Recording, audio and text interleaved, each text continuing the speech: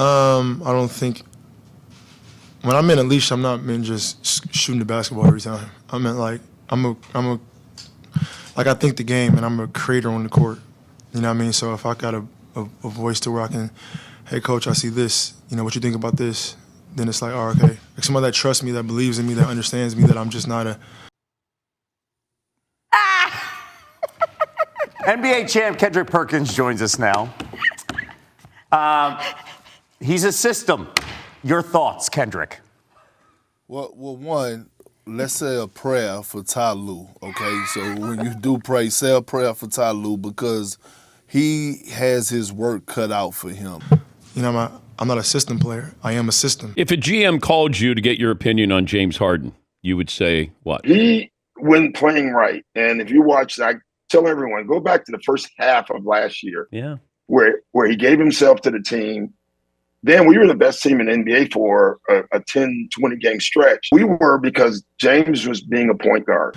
You know, I'm not a system player. I am a system. You have a terrific player. Yeah, but what changed, though, Doc? What changed? He was playing perfectly, I thought, for you guys. Yeah, he really was. I would say not making the All-Star team really bothered him. In my gut, I thought it changed almost immediately. Remember, about a game or two after that, he called me and said, hey, I want to start coming and playing with the second unit more.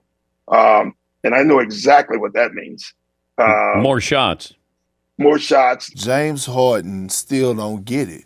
Ty Lue talked about this yesterday pregame when he said sacrificing. There are so many layers into the story, so let's get into it. When he knew he wasn't getting the max with the Philadelphia 76ers, he wanted out. After much sparring through the public, by the way, his wish was granted. And he still led the league in assists. Dude was solid. On the leash comment, Joel Embiid, the MVP, said, but in my opinion, we gave him the ball every single possession because he's really good. He's an amazing player. Obviously, being that great of a passer, I think we gave him the ball. We'd give him the ball every single possession to just go out and, do his thing. And from there, he had to make decisions as far as getting guys open or looking out for himself. Yahoo Sports rightfully pointed out, Harden posted his lowest usage rate since 2012.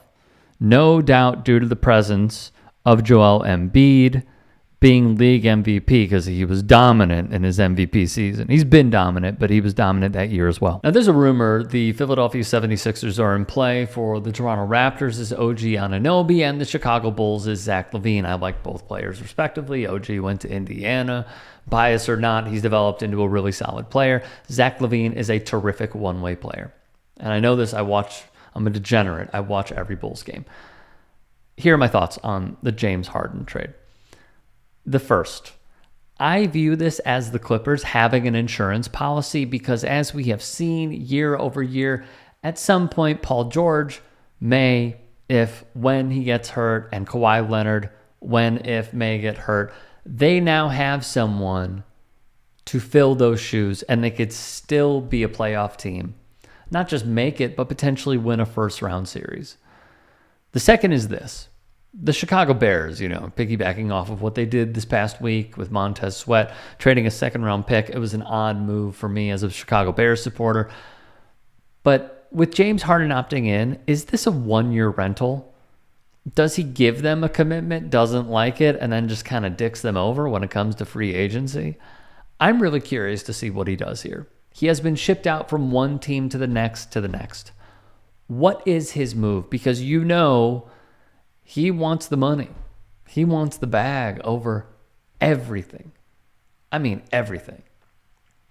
Third and finally, what I think has hurt James Harden the most is his lack of an ability to get to the free throw line. Some of the best years that he had with Houston, he was getting to the line 10, 11, 12, 13 times. It was absurd, sometimes 15 times.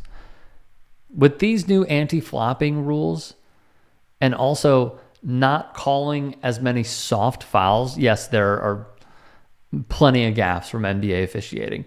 But the Harden whimsical plays where he would just fall over, fall down, throw his arms up, throw his head back, and get the call, those have been limited.